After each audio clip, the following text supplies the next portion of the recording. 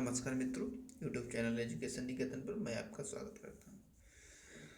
सबसे पहले तो मैं आप लोगों से क्षमा चाहता हूँ कि मैंने आपको बताया था कि रात को ही स्टेट के जो प्रश्न हैं उसके उत्तर अपलोड कर दिए जाएंगे, किंतु वो उत्तर रात को अपलोड नहीं किया जा सके। उन उत्तरों को मैं अब सुबह में अपलोड कर रहा हूँ।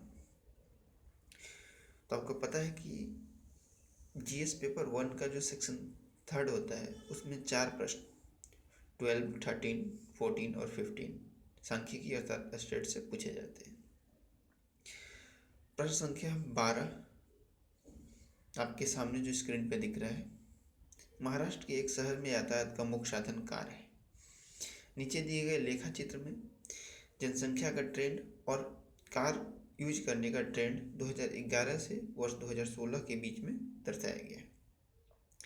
इस चार्ट लेखा चित्र के बाद जो दिया गया है उसके आधार पर आपसे 6 प्रश्न पूछे गए हैं और 6 प्रश्नों का उत्तर आपको देना है। ये रहे वो 6 प्रश्न जो पूछे गए हैं। आप प्रश्नों को देख लें अच्छे से, बिल्कुल क्लियर दिखाई दे रहा होगा आपको। इसके बाद मैं अब क से लेकर च तक यानी ए से लेकर ABCDEF तक इन प्रश्नों का हल अब बता रहा हूँ आपको कि इस प्रश्न का क्या उत्तर होगा। तो जो पहला ये प्रश्न है 12 का कि 2014 में यदि कुल कारों का 30% प्रयोग महिलाओं ने किया तो प्रति महिला कितनी कारों का प्रयोग 2014 में हुआ। तो आप देख सकते हैं कि 2000 अगर आप क्वेश्चन में अगर आपने स्क्रीनशॉट लेकर उसका रखा होगा अपने पास, तो 2014 में कुल कारों की जो संख्या है 7500 थी। 2014 में महिला द्वारा प्रयोग की गई कारों की संख्या 30% मतलब 22,500 थी। इसलिए 2014 में महिलाओं की कारों की संख्या 60,000 महिलाओं की संख्या 60,000। तो प्रति महिला कारों की संख्या आप निकाल सकते हैं। कारों की संख्या में महिलाओं की संख्या से आप डिवाइड कर दें, 3/8 कार आंसर है। अगर आप चाहें तो पॉइंट में भी लिख सकते हैं। तो 3/8 कार आंसर है 12 के क का। जो दूसरा प्रश्न है 12 का ख, अवधि 2011 से 16 के लिए कारों की संख्या में औसत प्रतिशत वृद्धि ज्ञात कीजिए। तो 2011 से लेके 2016 तक औसत प्रतिशत वृद्धि आपको ज्ञात करनी है। तो आप देख सकते हैं कि 2011 में जो वृद्धि हुई है वो 66.67%, 2012 में जो वृद्धि हुई 20%। तो प्रत्येक वर्ष की वृद्धि निकाल दें और जब से फिर आप एवरेज निकालते हैं उन सारे को ऊपर में रख के और 5 से डिवाइड करके निकाल दें, 26.34% इसका उत्तर है। ठीक है। जो ग प्रश्न है वो है कि उस वर्ष को ज्ञात कीजिए जिस वर्ष पुरुषों तथा महिलाओं का अनुपात सबसे अधिक था। तो आप चाहें तो सबको निकाल सकते हैं, 11, 12, 13, 14, 15 का रेशियो, और इससे आपको ज्ञात हो जाएगा। या आप डायरेक्ट भी लेखा चित्र या चार्ट पे देख के एक अनुमान लगा सकते हैं कि किस वर्ष में सबसे ज़्यादा है। तो वर्ष 2011 में पुरुषों तथा महिलाओं का अनुपात सबसे अधिक था।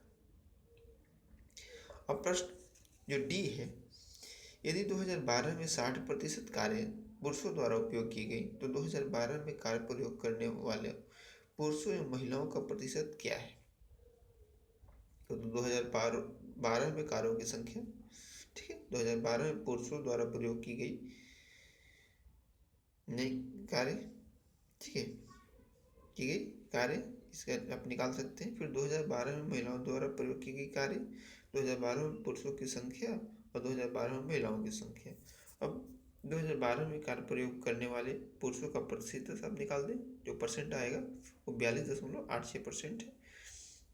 2012 में कार प्रयोग करने वाले महिलाओं का प्रतिशत 66.67% रहेगा। ठीक है, तो डी का आंसर है 66.67%। इसके बाद जो ई प्रश्न है 2013 में किस वर्ष में पुरुष जनसंख्या तथा शहर में कारों की संख्या का अनुपात न्यूनतम था, मिनिमम था। तो आप प्रत्येक वर्ष अनुपात निकाल लें और आपको पता चलेगा कि वर्ष 2016 में जो अनुपात था वो 1.11 था, जो सबसे कम था, न्यूनतम था, मिनिमम था। ठीक है, तो इसका आंसर होगा तो वर्ष 2016। इसके बाद जो एफ प्रश्न है आपका, 2011 से 2016 तक शहर में कारों की संख्या में कितने प्रतिशत की वृद्धि हुई। तो आपको प्रतिशत वृद्धि निकालनी है 2011 से 2016 की। तो आप इसे निकाल सकते हैं सिंपली 90,000 माइनस 30,000 डिवाइडेड बाई 30,000, क्योंकि 30,000 थी 2011 में और 90,000 हो गई है 2016 में। तो ये जो परसेंटेज इंक्रीजमेंट आएगी वो 200% आएगी। तो जो च है उसका आंसर होगा 200%। अब देख लेते हैं 13 प्रश्न। पहले 13 प्रश्न आपको दिखला देता हूँ। ये जो 13 प्रश्न है वो पाई चार्ट के बेस पे है। नीचे दिए गए पाई चार्ट का अध्ययन कीजिए जिनमें द्वितीय तृतीय पंचवर्षीय योजनाओं के विभिन्न मदों में व्यय दिखाया गया है तथा उन प्रश्नों के उत्तर दीजिए जो इनके नीचे दिए गए हैं। तो आप देख सकते हैं ये सेकेंड 5 ईयर प्लान का पाई चार्ट है और ये थर्ड पाई है 5 ईयर प्लान चार्ट है। ठीक है, अब इस पे बेस्ड जो प्रश्न हैं उनके उत्तर आपको देने हैं। तो चूंकि इन्होंने इस तरह से पेपर प्रिंट किया है कि एक प्रश्न हिंदी और इंग्लिश दोनों वाले नहीं आ पाते हैं, तो मैंने चार्ट हिंदी वाली दिखा दी और आपको प्रश्न जो है इंग्लिश वाला दिखा दे रहा हूँ।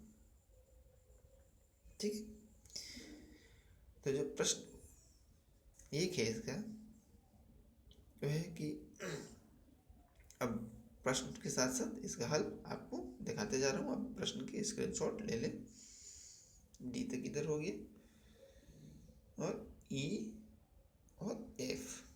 ठीक है, कुल 6 प्रश्न सारे प्रश्नों में पूछे गए हैं, सब खंड करके। तो पहला प्रश्न है कि द्वितीय पंचवर्षीय योजना की तुलना में तृतीय पंचवर्षीय योजना में सिंचाई व्यय में कितने प्रतिशत की बढ़ोतरी हुई।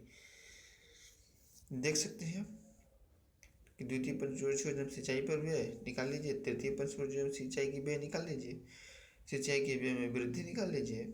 वृद्धि निकालने के बाद आप उसकी परसेंटेज इंक्रीजमेंट निकालेंगे तो 91.82% इसका आंसर है।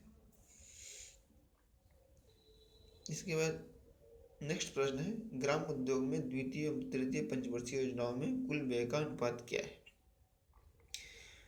तो ये भी सिंपल क्वेश्चन है, आप रेशियो निकालें 644 रेशियो 975 इसका आंसर आएगा।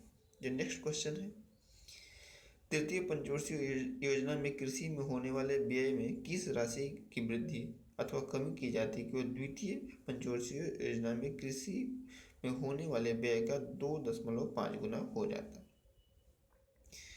तो द्वितीय पंचवर्षीय योजना में कृषि पर व्यय निकाल लीजिए प्रश्न से। तीसरी पंचवर्षीय योजना में कृषि पर व्यय द्वितीय का 2.5 टाइम्स, उसे आप निकाल लें। तृतीय पंचवर्षीय योजना में कृषि पर वास्तविक व्यय निकाल सकते हैं, अतः दी गई वृद्धि 247.22 करोड़, तो 247.22 करोड़ इस प्रश्न का उत्तर है। नेक्स्ट प्रश्न है द्वितीय पंचवर्षीय योजना में उद्योग एवं खनन में हुए व्यय की तुलना में तृतीय पंचवर्षीय योजना में कृषि में हुआ व्यय कितने प्रतिशत अधिक अथवा कम है। तो द्वितीय पंचवर्षीय योजना में उद्योग एवं खनन पे व्यय आपने निकाल लिया 894.44 करोड़। तृतीय पंचवर्षीय योजना में कृषि पर व्यय 1062.50 करोड़ तथा कृषि पर किया गया व्यय प्रतिशत अधिक है 18.79% इसका आंसर है। तो आंसर आप देख लें 18.79%। ये जो प्रश्न है द्वितीय पंचवर्षीय योजना की तुलना में तृतीय पंचवर्षीय योजना में यातायात एवं दूरसंचार में कितना अधिक अथवा कम व्यय हुआ। द्वितीय पंचवर्षीय योजना यातायात एवं दूरसंचार पर व्यय निकाल लिया, तृतीय पंचवर्षीय योजना में इन्हीं 2 मदों पर व्यय निकाल लिया। तो पहला आ रहा है 1303.33 करोड़ और दूसरा आ रहा है 1416.69 करोड़। तृतीय पंचवर्षीय में अधिक व्यय तो ये दोनों को माइनस कर लीजिए 113.34 करोड़ इसका उत्तर है। जो प्रश्न है यदि चतुर्थ पंचवर्षीय योजना में कुल व्यय तृतीय पंचवर्षीय योजना की तुलना में 80% बढ़ जाए तथा चतुर्थ पंचवर्षीय योजना में पाई रेखा चित्र में सामाजिक कार्यों एवं अन्य का खंड केंद्र में 78 डिग्री का कोण बनाए तो चतुर्थ पंचवर्षीय योजना में सामाजिक कार्य एवं अन्य में कितना व्यय होगा। तो चतुर्थ योजना में कुल व्यय आपके सामने है, आपने निकाल लिया पाई चार्ट की मदद से। इसके बाद चतुर्थ योजना में सामाजिक कार्य एवं अन्य का केंद्र पर बना कोण 78 डिग्री, अतः चतुर्थ योजना में सामाजिक कार्य तथा व्यय का अन्य का व्यय होगा 1,35,000 डिवाइडेड बाई 360 इंटू 78 बराबर 2,925 करोड़। ठीक है, तो ये हो गया आपका प्रश्न संख्या 13 का उत्तर। बाकी जो दो प्रश्न है 14 और 15 उसे भी देख लेते हैं। तो 14 प्रश्न देखते हैं। नीचे दिए गए मल्टीपल बार चार्ट के आंकड़ों का अध्ययन कीजिए। मल्टीपल बार चार्ट आपको दिया हुआ है जिसमें मध्य प्रदेश में लिंगानुपात की अवधि 1901 से 1971 तक दर्शाया गया है तथा उन प्रश्नों का उत्तर दीजिए जो इनके नीचे दिए गए हैं, और इनके नीचे भी हर प्रश्न की तरह 6 प्रश्न दिए गए हैं। आप प्रश्न देख लें, स्क्रीनशॉट ले लें, चाहे दूसरी जगह से भी आपको स्क्रीनशॉट ऑलरेडी उपलब्ध है सोशल मीडिया में। तो प्रश्न इधर हिंदी में है, ए क और ख, इसके बाद सी से लेकर एफ तक कुल 6 प्रश्न हो गए। चलिए अब शुरू करते हैं प्रश्न संख्या 14 का ए। 14 का जो पहला प्रश्न है वो है कि 1941 तथा 1951 की जनगणना में मध्य प्रदेश के ग्रामीण तथा शहरी इलाकों में प्रति 1000 पुरुषों में महिलाओं का अनुपात क्या है, किस वर्ष यह अधिक था। तो आप अगर अनुपात देखें तो 1.08 1941 में, और 1951 में जो अनुपात है वो है 1.05। ठीक है, और 1941 में यह अनुपात सबसे अधिक था, तो इसका आंसर होगा 1941, और जो रेशियो है आपके सामने 1.08 और 1.05। जो दूसरा प्रश्न है 1931 की तुलना में 1961 में मध्य प्रदेश के शहरी इलाकों में प्रति 1000 पुरुषों में महिलाओं में कितने प्रतिशत का परिवर्तन हुआ। तो आप इस प्रश्न को देख सकते हैं, 1931 में 870, 1961 में 862.5। ठीक है, तो प्रतिशत जो कमी है वो 0.86% की कमी होगी।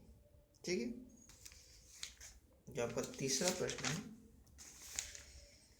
वो है कि 1911 तथा 1921 की जनगणना में मध्य प्रदेश के कुल तथा ग्रामीण इलाकों में प्रति 1000 पुरुषों में महिलाओं के अनुपातों की तुलना कीजिए, किस वर्ष यह अधिक था। तो 1911 में कुल महिला निकाल दें आप। ठीक है, जो संख्या दी हुई है। इसके बाद ग्रामीण इलाकों में महिला की संख्या निकाल लें, अनुपात निकाल दें दोनों का, अतः वो वर्ष 1911 में अनुपात अधिक था, तो सी का आंसर होगा वर्ष 1911। जो आपका डी प्रश्न है, किन जनगणना वर्षों में मध्य प्रदेश में शहरी इलाकों में महिला लिंगानुपात अधिकतम एवं न्यूनतम थे, इन दोनों के मध्य अंतर कितना है।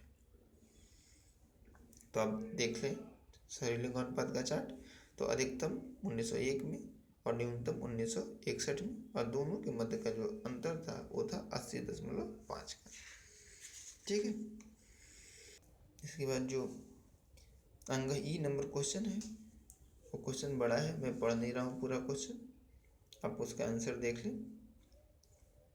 जो 1931 की गणना में ग्रामीण 985, शहरी 965, इसमें एरर आ जा रहा है, तो पहले में आप 15 जोड़ लेते हैं और दूसरे से 15 माइनस कर लेते हैं, क्योंकि जब डेटा लिया जा रहा था तो उसमें त्रुटि हो गई थी, इसलिए आप जब इसे सॉल्व करेंगे तो इसका जो सही उत्तर आएगा वो आएगा 85%। ठीक है, इसके बाद जो इफ क्वेश्चन है वो है कि 1971 की जनगणना में मध्य प्रदेश में ग्रामीण इलाकों में 90 करोड़ पुरुष थे, तो 1971 में मध्य प्रदेश के ग्रामीण इलाकों में पुरुष तथा महिला जनसंख्या के बीच का अंतर क्या है। ठीक है, तो 19 लिंगानुपात आप देख सकते हैं, चूँकि लिंगानुपात के अनुसार जनसंख्या फिर देख सकते हैं। अब जब दोनों का अंतर निकालेंगे तो अंतर जो है आपको साफ साफ स्क्रीन पे दिख रहा होगा। ठीक है, तो ये रहा आपका प्रश्न संख्या 14। इस वीडियो में इतना ही। धन्यवाद।